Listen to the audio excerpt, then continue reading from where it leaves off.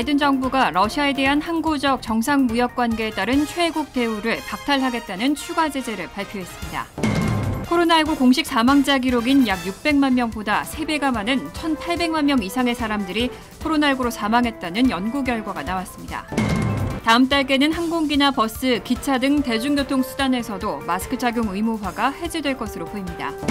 오는 일요일 13일 새벽부터는 일광절약 시간제 서머타임이 시작됩니다.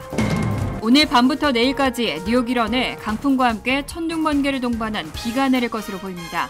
북부 지역에는 눈 예보도 있습니다. 이상은 이 시각 주요 뉴스입니다.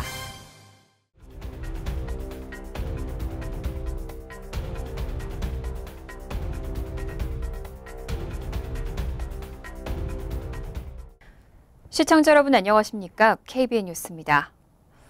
미국이 러시아에 대한 항구적 정상 무역 관계에 따른 최혜국 대우를 박탈하겠다는 추가 제재를 발표했습니다. 또 러시아산 제품에 높은 관세를 부과하고 보드카와 수산물, 다이아몬드 등 사치품의 수입을 금지했습니다. 하지만 직접적인 군사적 대응은 없을 거라고 강조했습니다.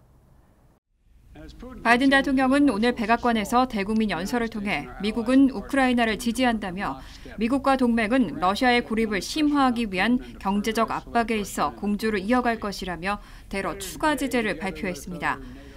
바이든 대통령은 우선 주요 7개국 및 북대서양 조약기구 회원국 등과 함께 러시아에 대한 항구적 정상 무역 관계를 종료하고 최애국 대우를 박탈하겠다고 밝혔습니다. 바이든 대통령은 이어 러시아산 보드카와 수산물, 다이아몬드 등 사치품에 대한 수입을 금지하고 러시아 친푸틴 신흥 재벌인 올리가르히를 추가로 제재 명단에 포함하겠다고 했습니다. 또 푸틴은 침략자이고 대가를 치러야만 한다며 이번 조치가 러시아에 대한 또 다른 압박이 될 것이라고 단언했습니다. 하지만 바이든 대통령은 러시아에 대한 직접적인 군사적 대응에는 분명히 선을 긋고 우리는 러시아와 전쟁을 하진 않을 것이라면서 이는 세계 3차 대전이 될 것이라고 말했습니다. 한편 바이든 대통령은 이날 러시아의 화학무기 사용 가능성을 묻는 질문에 화학무기 사용 시 러시아는 혹독한 대가를 치르게 될 것이라고 강력하게 경고했습니다. 어제 상원은 우크라이나와 그 유럽 동맹국들을 위한 136억 달러의 지원안에 최종 승인했습니다. 지원안에는 긴급 군사 지원과 인도주의적 지원안이 포함됐습니다. 상원은 어제 찬성 68대 반대 31로 총 1조 5천억 달러의 예산안을 승인했습니다. 민주당과 공화당은 치솟는 인플레이션과 에너지 정책, 코로나19 대유행에 따른 규제 등을 놓고 격돌해왔지만 러시아의 잔혹한 공격에 맞서 싸우는 우크라이나에 대한 지원은 초당적으로 지지했습니다. 이번 예산안에는 우크라이나와 그 유럽 동맹국들을 위한 136억 달러의 긴급 군사 및 인도주의적 지원안이 포함됐습니다. 민주당 상원 척슈머 원내대표는 우리는 우크라이나 국민들에게 푸틴에 대항하는 싸움에 혼자 나서지 않게 할 것을 약속했다면서 이번 지원안을 통과시킴으로써 그 약속을 지키게 됐다고 말했습니다. 앞서 하원도 지난 9일 이러한 우크라이나 지원 예산을 쉽게 통과시켰고 바이든 대통령의 서명은 확실합니다. 136억 달러의 약 절반은 우크라이나와 우크라이나에서의 전쟁으로 공포에 사로잡힌 동유럽의 다른 국가들을 무장시키고 장비를 보내는 데 사용되고 나머지는 대부분 인도주의적, 경제적 지원, 지역 동맹국의 방어 강화, 에너지 공급 및 사이버 보안 요구 등의 지원을 포함하고 있습니다. 지금까지 전 세계에서 코로나19로 인해 사망한 사람들은 공식적으로 약 600만 명가량인데요. 실제 사망자는 이런 공식 기록보다 3배가 많은 1,800만 명 이상이라는 연구 결과가 나왔습니다. BBC 방송은 어제 워싱턴 대학 연구팀의 연구 결과를 인용해 공식 기록보다 3배 많은 1,800만 명 이상의 사람들이 코로나19로 사망한 것으로 나타났다고 보도했습니다. 워싱턴대 코로나19 초과 사망률 팀은 191개 국가와 지역을 대상으로 이른바 전 세계 코로나19 진짜 사망자 수를 조사했습니다. 여기에는 직접 코로나19 감염으로 인한 죽음과 감염으로 기존 앓고 있던 심장이나 폐질환 등 다른 질병이 악화된 데 따른 사망도 포함됐습니다. 연구팀은 코로나19 대유행이 시작되기 전 몇 년 동안과 비교했을 때 예상했던 것보다 얼마나 많은 사람들이 더 사망했는지를 조사했고 이를 초과 사망이라고 불렀습니다. 연구 결과 초과 사망률은 국가와 지역별로 큰 차이가 있었지만 전 세계 초과 사망률은 10만 명당 120명이었습니다. 이는 2020년 초부터 2021년 말까지 2년 동안 코로나19로 약 1,820만 명이 사망했다는 걸 의미하는데 공식 기록된 590만 명의 3배에 달합니다. 특히 라틴 아메리카와 유럽, 사하라 이남 아프리카의 저소득 국가들에서 초과 사망률이 가장 높았고 이탈리아와 미국 등 일부 고소득 국가에서도 사망자가 상당히 많았습니다. 초과 사망률이 가장 높은 5개국은 볼리비아, 불가리아, 에스와티니, 북마케도니아, 레소토, 반면 아이슬란드와 호주, 싱가포르, 뉴질랜드, 대만 등 5개국은 초과 사망률이 가장 낮았습니다. 미 전역에서 마스크 착용 의무화가 해제되고 있지만 대중교통에서는 다음 달 18일까지 마스크를 착용해야 합니다. 하지만 다음 달에는 항공기나 버스, 기차 등 대중교통 수단에서도 마스크 착용 의무화가 해제될 것으로 보입니다. 질병통제예방센터는 연방정부 차원에서 시행 중인 대중교통 수단 내 마스크 의무화를 해제하기 위해 지침을 개발하고 있습니다. 다만 교통안전청은 이달 18일 만료되는 대중교통 수단과 공항, 기차역 등 대중교통 허브에서의 마스크 의무화는 다음 달 18일까지 한 달간 연장 시행한다고 발표했습니다. 뉴욕타임즈는 대중교통 수단 내 마스크 의무화 연장 소식을 전하면서 확진자가 급감한 가운데 나온 비교적 짧은 연장 조치는 적어도 일부 지역에서는 이런 조치가 완화될 수 있다는 신호라고 해석했습니다. CDC는 그동안 지역사회 확산 수준을 판단할 때 코로나19 확진자 수만을 기준으로 삼아왔지만 최근에는 확진자 수 외에도 입원 환자 수와 병상 수용 여러까지 평가하는 것으로 바꿨습니다. 뉴욕타임즈는 CDC가 이와 비슷하게 확진자 수와 신종 변이의 위험 등을 고려해 대중교통수단에서 언제 마스크가 필요할지를 두고 다른 연방기관들과 상의 중이라고 전했습니다. 로셸 월란스키 CDC 국장은 최근 대중교통수단에서 마스크 의무화를 해제하지 않는 이유에 대해 마스크를 썼을 때의 감염 가능성에 대한 과학뿐 아니라 여행 중 우려 변이나 관심 변이에 노출될지 모를 빈도, 전염병 학도 살펴봐야 한다고 말한 바 있습니다. 이렇게 마스크 착용 의무화가 해제되면서 여전히 마스크를 착용해야 하는 곳에서는 마찰도 생기고 있는데요. 특히 우버와 리프트 운전사들이 승객들과 마스크 문제를 놓고 갈등을 빚는 경우가 잇따르고 있습니다. 우버와 리프트는 질병통제예방센터 지침에 따라 여전히 승객들에게 탑승 시 마스크를 쓰라고 요구하고 있고 운전사들도 마스크를 써야 합니다. 하지만 운전사들은 주 지방정부가 실내 마스크 착용 의무화를 폐지하면서 이를 시행하는 게 점점 더 어려워진다고 호소하고 있습니다. 때로는 마스크 착용을 놓고 운전사와 승객 간의 충돌이 빚어지기도 한다는 의미입니다. 일부 운전사들은 승객에게 계속 마스크를 쓰라고 요구하다가 업무 정지를 당했다고도 밝혔지만 회사 측이 이유를 공개하지 않아서 업무 정지의 정확한 사유는 파악하기 어렵습니다. 사우스캐롤라이나의 우버 운전사 설레만 브라운은 최근 마스크를 쓰지 않은 승객의 승차를 거부해 이를 회사에도 보고했고 회사는 승객에게 규정 위반 사실을 통지하겠다고 브라운에게 답했습니다. 하지만 브라운은 그날 업무 정지를 통보받았습니다. 이런 가운데 최근 우크라이나를 침공한 러시아에 대한 제재로 휘발유 값까지 급등하면서 많은 우버와 리프트 운전사들은 일터로 복귀하기를 단념하고 있는 것으로 나타났습니다. 팬데믹 기간에도 많은 우버와 리프트 운전사가 다른 일자리로 옮겨간 상태입니다. 노동시장 전반의 인력 부족으로 1년 가까이 이어진 직원 부족 사태를 해소해보려는 우버와 리프트에는 악재인 셈입니다. 우버와 리프트는 공식적으로는 운전사를 전폭 지지한다는 입장을 밝혔습니다. 구인난과 인플레이션이 심각한 미국에서는 대졸 초임이 이른바 억대 연봉에 이르고 있습니다. 심각한 구인난에 임금은 계속 오르고 있는데 여전히 노동 인력은 부족한 상황입니다. 최근 월가 투자은행 IB와 대형 컨설팅 회사, 정보기술 회사에서는 대졸 초임으로 10만 달러 이상을 주고 있습니다.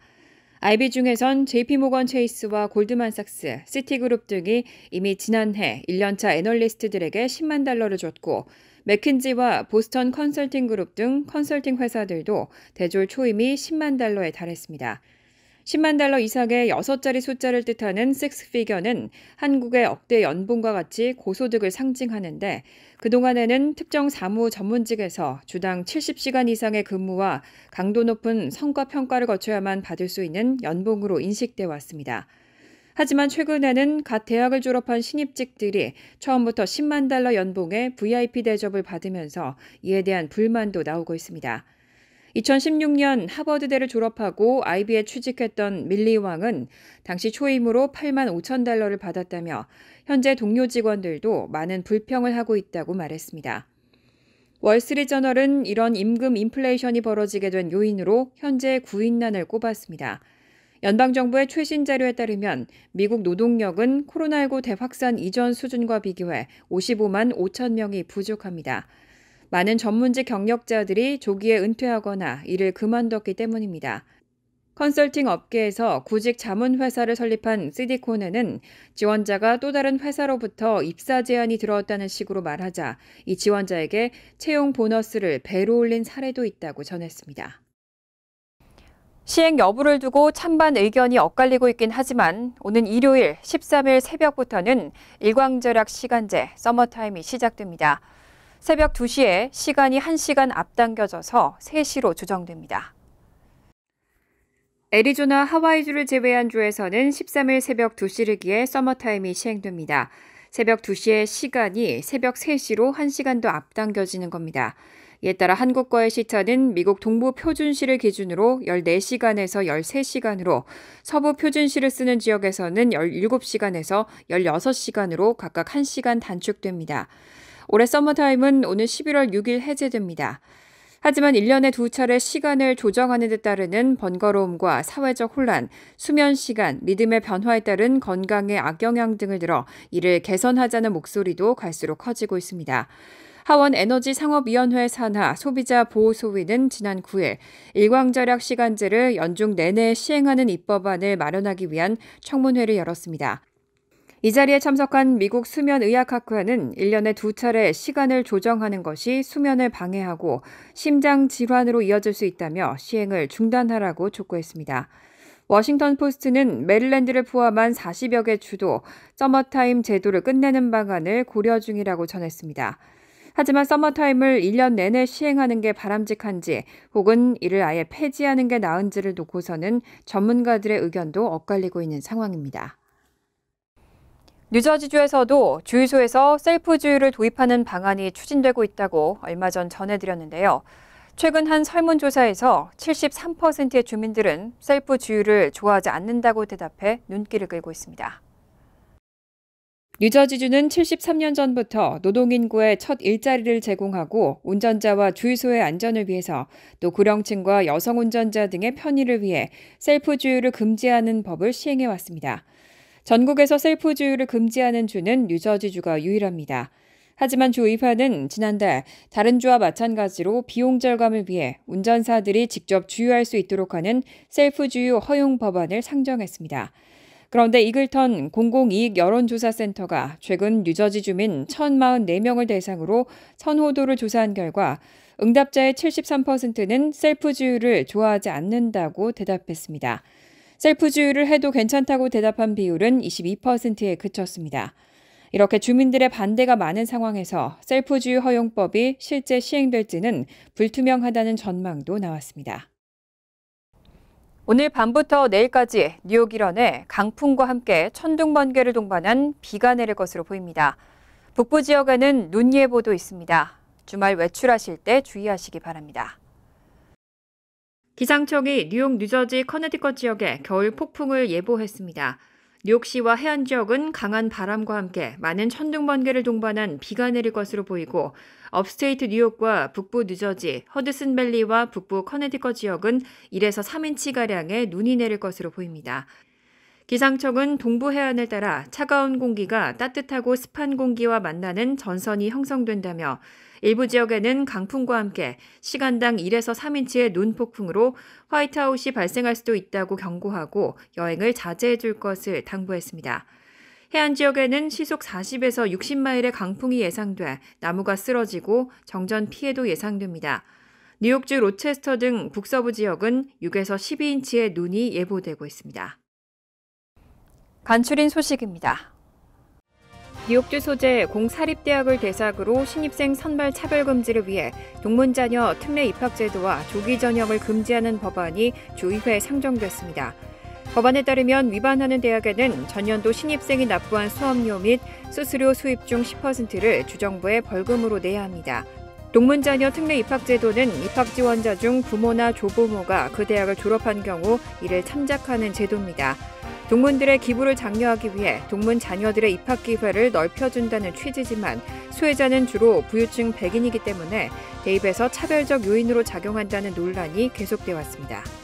캐시 호컬 뉴욕 주지사는 어제 주내 가정폭력 프로그램 및 성폭력 방지센터 등에 연방정부 지원금 2,400만 달러를 지원한다고 밝혔습니다. 이 가운데 1,630만 달러는 83개의 가정폭력 예방센터에 760만 달러는 50개의 성폭력 방지 센터 등에 각각 지원됩니다.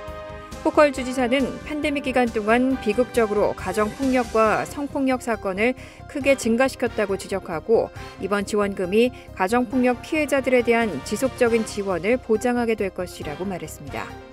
1억 2,600만 달러짜리 메가밀리언 복권 당첨자가 뉴욕주에서 나왔습니다. 뉴욕주 복권국에 따르면 지난 8일 실시된 메가밀리언 복권 추첨에서 1등 당첨 복권이 뉴욕주에서 판매된 것으로 확인됐습니다. 자세한 지역과 판매처는 밝히지 않았습니다.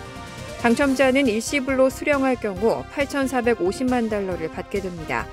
뉴욕주에서 메가밀리언 복권 잭팟이 터진 것은 4억 3,200만 달러가 당첨된 2021년 9월 이후 처음입니다. 재미한인과학기술자협회가 미 전역의 과학기술 분야 전공생들을 대상으로 2022 KSEA 장학금 신청자를 모집합니다.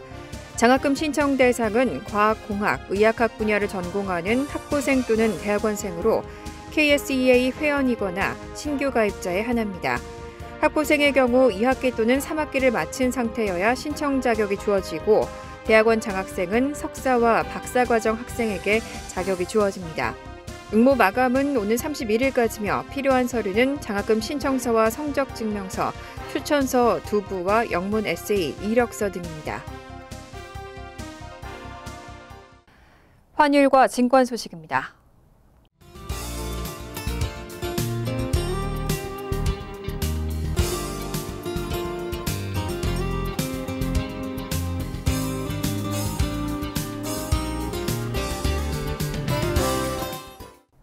이어서 날씨입니다. 토요일은 곳에 따라 진눈깨비가 내리겠고 저녁에는 눈이 오는 곳도 있겠습니다. 낮 최고 기온은 44도, 섭씨 7도, 밤 최저 기온은 22도, 섭씨 영하 6도로 예상됩니다. 일요일은 화창하겠습니다. 월요일도 화창하겠습니다. 이상으로 KBN 뉴스를 마칩니다. KBN과 함께 즐거운 저녁 되시기 바랍니다. 미 동부 최대 한인방송 KBN이 제작하는 KBN 뉴스는 웹사이트 mykbn.com 그리고 유튜브와 페이스북에서 다시 보실 수 있습니다. 좋아요, 구독, 알림 설정은 뉴스 제작에 큰 도움이 됩니다.